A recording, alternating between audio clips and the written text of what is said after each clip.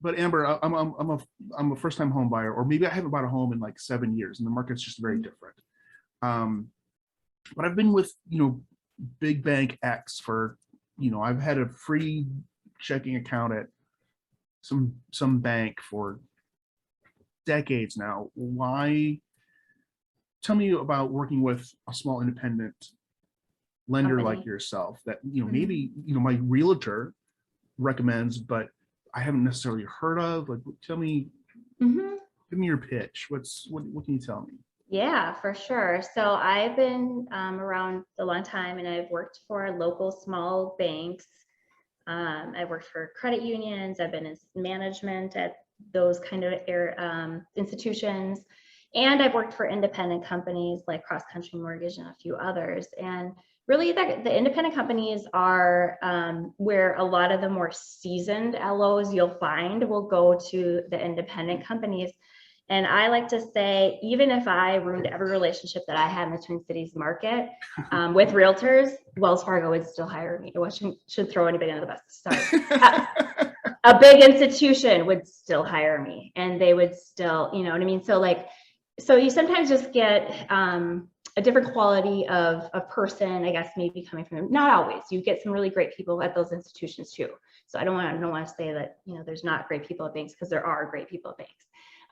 But you'll just find that more people that have been in the business, do a lot of business, work with a lot of realtors, you'll see them at independent companies because they have a lot more variety of product for the clients. So that matters when we're trying to help you figure out if you have to cover your own closing costs and your down payment, and, how do we do that? There's products that we have that will help with that. Versus some of the institutions, they just have their one trick pony and that's it. The other thing is we saw, like times during COVID or like volatility in the market, banks will shoot their rates all over the place.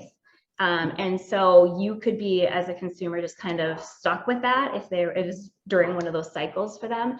Versus us, we work with about 50 different institutions that we sell to on a regular basis. So if Chase doesn't give us the great rates today, we'll just go to the next one, you know what I mean? And so on, so that we're able to give the best deals for our clients too.